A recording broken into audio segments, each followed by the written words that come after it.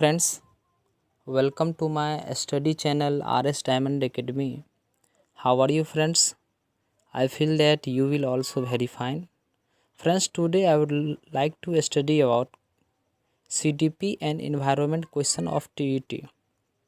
So please you do not ignore my video and watch the last end. Together if you feel learn here, so subscribe my channel and press the like key. प्रिय मित्रों, आज आप लोगों के सामने हम शिक्षक पात्रता परीक्षा के कुछ महत्वपूर्ण प्रश्न जो सीडीपी और इन्वायरमेंट के महत्वपूर्ण प्रश्न हैं जो आप लोगों के सामने आज हम लेकर के आए हैं। तो कृपया इन प्रश्नों को देखें और आने वाले जो एग्ज़ाम है उन एग्ज़ामों में आपको यह प्रश्न बहुत ही लाभप्रद साबित होगा। इन सब चीज़ों को देखते हुए हम लोग आगे बढ़ते हैं। तो प्रश्न की ओर आगे बढ़ते हैं। प्रश्न में हमारा प्रथम प्रश्न है कि गुलदाउदी और जीनिया फूलों से बने रंगों का प्रयोग किसमें किया जाता है। तो याद रखिएगा, गुलदाउदी और जिनिया फूलों से बने रंगों का प्रयोग जो किया जाता है, ऑप्शन आपका है चित्रकारी में किया जाता है, खिलौने के रंग में किया जाता है, कपड़ों के रंगों में किया जाता है, मिट्टी के बर्तनों को रंगने में किया जाता है। तो याद रखिएगा मित्र, इसका जो उत्तर हो जाएगा आपको कपड़े के रंगों में किया जाता है, यानी कपड़े को रंगने में किया जाता है। तो इसका ऑप्शन आंसर हो जाएगा 3। इसी तरीके से अगले प्रश्न मेरा है कि मैगजीन जो भाषा सीखने में किस प्रकार की चीज़ों का उपयोगी माना जाता है, अर्थात वह क्या उपयोगी होगा। तो देखते हैं हम लोग। फर्स्ट ऑप्शन है प्रायः बच्चों के लिए अनुपयोगी है, साधक है या बाधक है। तो मैगजीन भाषा सीखने में क्या है, यह एक साधक माना जाता है जिसके माध्यम से हम लोग भाषा की शिक्षा को ग्रहण कर सकते हैं। अगले प्रश्न है 3 नंबर प्रश्न है, निम्न में से किस जीव के दांत हमेशा बढ़ते रहते हैं। याद रखिएगा दोस्तों, गिलहरी एक ऐसा जीव है जिसका दांत हमेशा बढ़ता रहता है, इसलिए चूहा, हाथी और बंदर को टिकॉट न लगाकर हम लोग गिलहरी को टिकॉट लगाएंगे। तो इसका उत्तर याद रखिएगा गिलहरी हो जाएगा। अगले प्रश्न है कि भाषा शिक्षण के लिए सबसे अधिक महत्वपूर्ण क्या है। भाषा सीखने के लिए सबसे अधिक महत्वपूर्ण क्या है। पहला ऑप्शन है पाठ्यपुस्तक, 2 है उच्च स्तरीय तकनीकी यंत्र, 3 में है भाषा प्रयोग के अवसर और 4 है भाषा नियम की जानकारी। तो याद रखिएगा, भाषा शिक्षण के लिए सबसे अधिक महत्वपूर्ण जो होगा भाषा प्रयोग के अवसर, यानी जितने अवसर हमें भाषा उपयोग करने के लिए मिलेगा उतनी ही जल्दी भाषा और उतनी ही ज़्यादा भाषा हम लोग सीख सकते हैं। अर्थात इसका हम लोग जो है नंबर 3 पर क्लिक कर देंगे, अर्थात इसका उत्तर हो जाएगा भाषा प्रयोग के अवसर। अगले प्रश्न की ओर आगे बढ़ते हैं। कन्नड़ भाषा में हल को क्या कहते हैं। कन्नड़ भाषा में हल, कन्नड़ जो भाषा है उसमें हल को क्या कहते हैं। ऑप्शन है इलीगे, कोरीगे, टांका और बाबरी। याद रखिएगा दोस्तों, इसका उत्तर हो जाएगा कोरीगे। हल को क्या कहते हैं, कोरीगे कहते हैं। अगला प्रश्न है, निम्न में से कौन सा एक लेखन श्रेणियों का हिस्सा नहीं है। लेखन श्रेणी लिखने में उपयोग नहीं किया जाता, कौन सा हिस्सा नहीं है। सुलेख लिखने में ही उपयोग किया जाता है, अनुलेख लिखने में ही उपयोग किया जाता, श्रुतलेख लिखने में ही उपयोग किया जाता, और इसका आलेख जो है यह लिखने में नहीं बल्कि इसे हम लोग आलेख, डंडा लेख जो जानते होंगे, आलेख खींचने के रूप उपयोग की जाती है, कोई लाइन खींचने ड्रॉ करने के रूप में यूज़ की जाती है, ना कि लिखने के रूप में यूज़ की जाती है। अर्थात यहाँ पे आप आलेख को टिक आउट कर देंगे, इसका सही उत्तर आलेख होगा। अगले प्रश्न है, भारतीय प्रसिद्ध वेटलिफ्टर जो है कर्णम मल्लेश्वरी, वो भारत से बाहर कुल कितने अंतर्राष्ट्रीय मेडल जीते हैं। यानी कर्णम मल्लेश्वरी जो है, जो वेटलिफ्टर हैं, वो भारत से बाहर कुल कितने अंतर्राष्ट्रीय मेडल जीते हैं। तो इसका उत्तर हो जाएगा मित्र 29, यानी 29 पर हम लोग क्लिक कर देंगे, इसका उत्तर हो जाएगा 29। चलिए इसी तरीके से अगले प्रश्न को हम लोग देखते हैं। अगला प्रश्न है,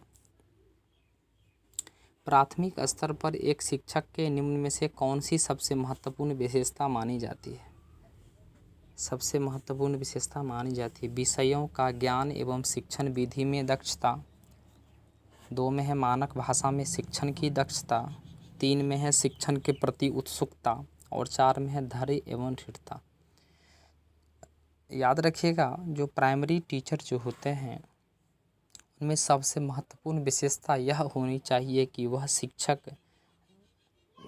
उन शिक्षकों के पास धैर्य एवं दृढ़ता होनी चाहिए, क्योंकि जो शिशु बच्चे होते हैं, जो बाल्यावस्था के बच्चे होते हैं, उनको शैक्षिक निर्देशन देने के लिए, शैक्षिक रूप से पढ़ाने के लिए, अच्छे ढंग से पढ़ाने के लिए शिक्षकों में धैर्य एवं दृढ़ता की आवश्यकता बहुत ही ज़रूरी मानी जाती है। अर्थात इसका उत्तर हम लोग 4 लगा लेंगे। अगले प्रश्न है, उपचारात्मक शिक्षण जो है वो कौन सा कार्य है? उपचारात्मक शिक्षण किस प्रकार का कार्य है? ऑप्शन है आदेशात्मक, अनुदेशात्मक और सैद्धांतिक। तो याद रखिएगा दोस्तों, उपचारात्मक शिक्षण अनुदेशात्मक कार्य है। क्या है? अनुदेशात्मक कार्य है। इसी तरीके से अगले प्रश्न को हम लोग देखेंगे। एक 3.5 वर्ष के बालक का औसतन शब्द भंडार। 3.5 वर्ष के जो बालक होते हैं उनमें औसतन एवरेजिंग जो है शब्द का भंडार वह 1250 होता है। अर्थात हम लोग 1250 में टिक आउट लगा देंगे। अगला प्रश्न हम लोगों का है, ज्ञानेंद्रियों के प्रयोग पर बल शिक्षण किस विधि का प्रमुख हिस्सा है? ज्ञानेंद्रियों के प्रयोग बल पर शिक्षण किस विधि का प्रमुख हिस्सा है? ऑप्शन है रूपरेखा अनुकरण विधि, स्वतंत्र अनुकरण विधि, जेकटांट विधि या मोंटेसरी विधि। तो याद रखिएगा दोस्तों, इसका उत्तर होगा मोंटेसरी विधि। मोंटेसरी विधि के अंतर्गत ही ज्ञानेंद्रियों के प्रयोग पर बल दिया जाता है और शिक्षक के माध्यम से बताया जाता है कि हम ज्ञानेंद्रियों को एकत्रित कर पढ़ाई में एकाग्रता ला सकते हैं। अर्थात इसका उत्तर हम लोग मोंटेसरी विधि को टिक आउट लगाएंगे, टिक करेंगे। मोंटेसरी विधि इसका सही उत्तर है।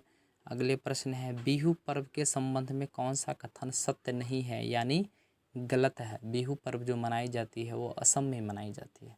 असम में बिहू मनाई जाती है, तो उस पर्व में कौन सा कथन गलत है वह हमें ढूंढना होगा। 4 ऑप्शन मेरे पास दिया हुआ है। प्रथम ऑप्शन है, पर्व से एक दिन पूर्व संध्या में उरका मनाया जाता है। यानी बिहू जो पर्व है उसमें एक दिन पूर्व संध्या में उरका मनाया जाता है। उरका उनका एक सेलिब्रेशन टाइप का होती है, मतलब एक पार्टी टाइप का होता है, वो मनाया जाता है। यह बिल्कुल सही है। नंबर 3 में है, नंबर 3 में है, याद रखिएगा दोस्तों। नंबर 3 में हम लोग देखते हैं क्या है।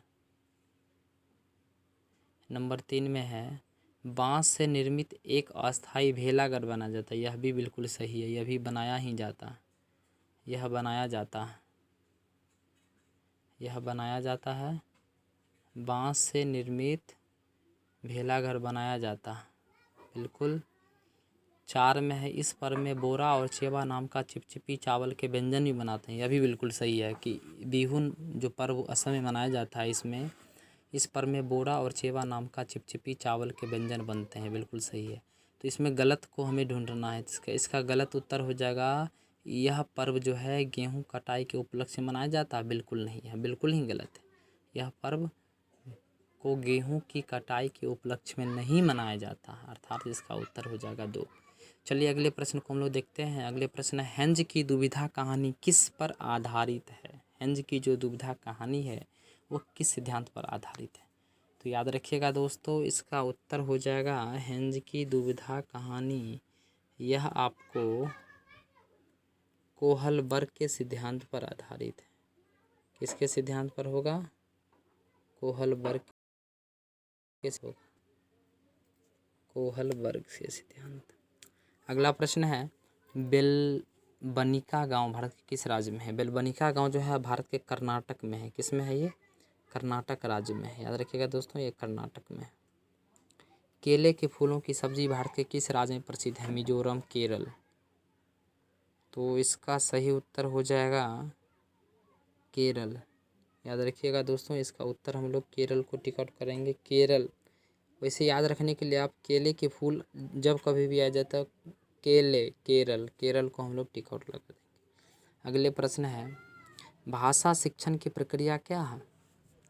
बहुत ही महत्वपूर्ण प्रश्न है। भाषा शिक्षण की प्रक्रिया अत्यंत जटिल है, या भाषा कक्षा में ही संभव है, या घर में ही संभव नहीं है, या अन्य विषयों की कक्षा में भी संभव है? देखिए, बहुत ही महत्वपूर्ण प्रश्न है, समझने की ज़रूरत है इसमें। भाषा शिक्षण की प्रक्रिया ना ही जटिल है, अत्यंत जटिल हम लोग मान नहीं सकते हैं। ऐसा नहीं कि सिर्फ भाषा कक्षा में ही संभव है कि भाषा का जो क्लास लैंग्वेज क्लास अगर चल रही है तो उसमें ही हम लोग भाषा को सीख सकते हैं, ऐसा भी कोई ज़रूरी नहीं है, या बिल्कुल गलत है। अर्थात अत्यंत जटिल भी नहीं है, नहीं माना जा सकता है इसको। नहीं भाषा कक्षा में संभव है, भाषा कक्षा में संभव है लेकिन भाषा कक्षा में ही संभव नहीं, मतलब पूर्णतः भाषा कक्षा के माध्यम से ही सीख नहीं सकते हम लोग, और भी कई ऑप्शन हैं जिनके माध्यम से सीख सकते हैं। घर में संभव नहीं है, घर में भी हम लोग भाषा को सीख सकते हैं, अर्थात यह भी उस उत्तर गलत होगा। 4 को हम लोग देखते हैं, अन्य विषयों की कक्षा में भी संभव है, यह बिल्कुल सही है। अर्थात भाषा शिक्षण जो है हम लोग भाषा का शिक्षा ग्रहण जो है हम लोग अन्य विषयों की क्लास में भी हम लोग सीख सकते हैं, अर्थात इसका उत्तर सही उत्तर हो जाएगा 4 को हम लोग टिक आउट लगा देंगे। चलिए 4 में टिक आउट हम लोग लगा दिए, बिल्कुल सही उत्तर है। अगले प्रश्न 17 नंबर क्वेश्चन है यह, एक छात्रा अपने सहपाठियों के साथ आक्रामक व्यवहार करता, आक्रामक यानी गुस्सा वाला व्यवहार करता, स्कूल के नियमों का भी पालन नहीं मानता है, यानी स्कूल के नियम को भी नहीं मानता है, पालन नहीं करता है। इस छात्र को निम्न में से किस क्षेत्र में सहायता की ज़रूरत है?